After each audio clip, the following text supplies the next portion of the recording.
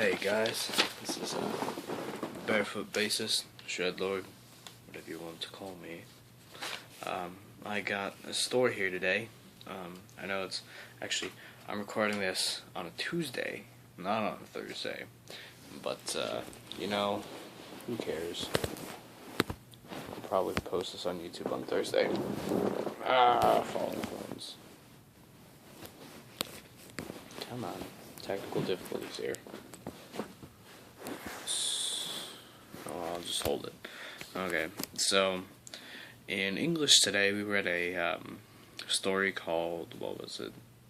Sorry, wrong number, which is where this lady, Mrs. Stevenson, is an invalid, where she can't do anything on her own, and she's been like that for like 12 years, and so it's inferred that her husband hired people to murder her.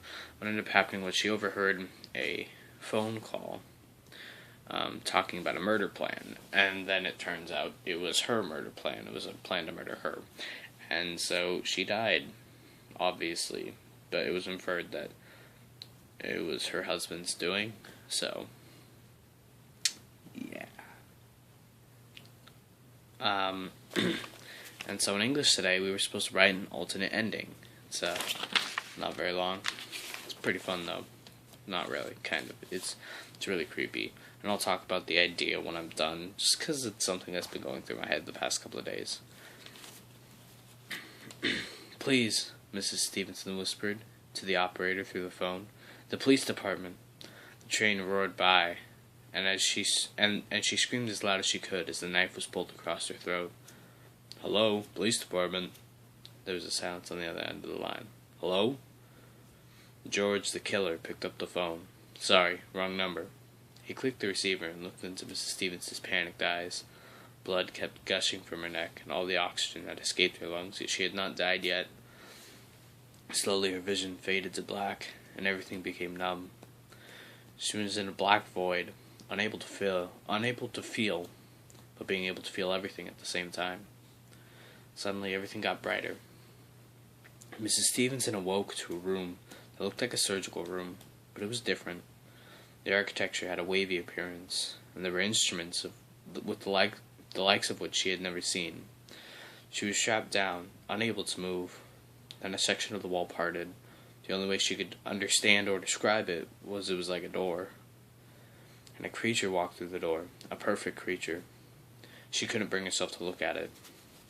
What are you? She demanded, calmly, with an analytical apathy. It spoke into her mind. It was a command, one that made her obey without question. It was in a language of power, and the closest equivalent in our language is remember. Excuse me. And she did. She did remember. She remembered the coming of these great, perfect creatures, and the punishment of the broken, filthy species we called humans. They tied down the humans, split open their skulls, and attached machines to their brains. The crime, species genocide. The punishment, hell.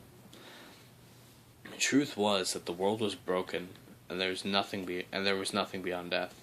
Or was there? The punishment that carried out was this. The machines hooked up to the brains would send electrical impulses to the brain, taking the place of your nerves. The machines would work in unison to fool your senses and create entire worlds. Now the worlds they created fit the crimes committed. Worlds of loneliness, pain, death, destruction, heartbreak. But wait a minute. Doesn't that sound familiar? A world where the death penalty applies to all in the end, where we grow attached and get rejected, where everyone hates but everyone wants love. That sounds a lot like the world I live in. Who's to say it's not just my punishment? There's no real way to know. So, yeah, I got a couple minutes to talk about this. I've thought about this thought before. Kind of relates back to the Matrix, and you can just shrug it off as nothing, but it is something that is valid and reasonable. I thought about it even before I saw The Matrix. Last night, my brother showed me a music video showing, not a music video, a science video, something like Vsauce, talking about how there's no way to test to see if this reality is real. And don't just close your ears to me. Try and be open-minded about this. Just because, at least from my point of view, I am simply a brain. And if you were able to trick each one of my senses, you could make me believe I was somewhere else. I was doing something else. So if, let's say you tricked one of my senses, like I had no vision, then my world would be shapes, it would be solids, and I would understand something about it, but I would have no concept of light. That's one of the points that was made in the video, and it's my thoughts take it one step beyond that, where it's, if they were able to, instead of take away the electrical impulses caused by the nerves, if they were able to replace it with a machine-made electrical impulses, and they were able to coordinate it perfectly, then they'd be able to create any world they wanted, and you would have to believe it was real because there's nothing else to go off of. And most people are like, oh, that's crazy, they don't have the technology. Well, that's they in this world. You never know. They could have wiped your memory, and you don't know how advanced they could be. It's some really trippy stuff. It's really weird. And then I was telling some people about it, and they were just like, oh, my brain hurts, and you're crazy. But it really is a valid point, because there's no way to test if this reality is real, because we have laws of our universe, but our universe is only perceived through our senses.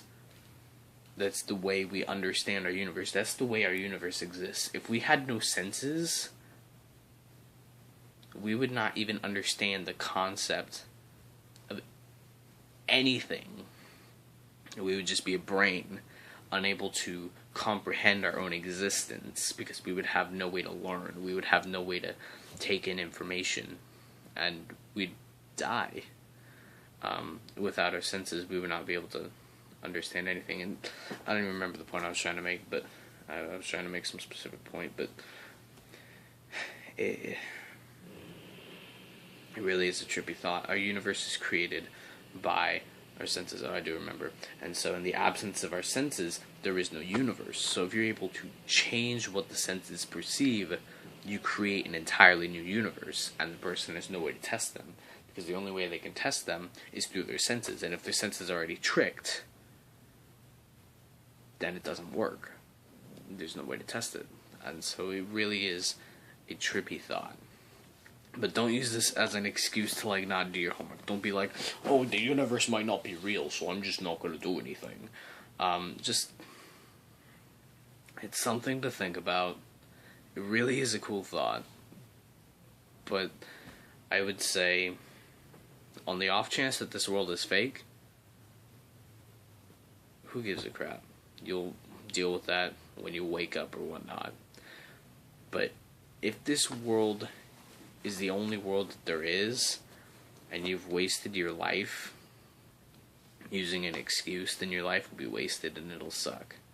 So, thinking about stuff like this is blows my mind. It's really cool. Honestly, it makes me see the glory of God, just because there's so many questions, and I know that I'm never going to be able to understand them, and it just makes me wonder, and the fact that I'm able to ask questions is just amazing. But honestly, guys, live your lives while you can. Whether you believe this world is real or not, the fact is, as far as you know, you're in this world. And live in this world as if you have no tomorrow, because some people don't have a tomorrow, and you never know when your next tomorrow will not be in existence, when you won't have a tomorrow. And so I just want to say, live while you can, and make the most out of your time, whether it's real or not. Have a good day.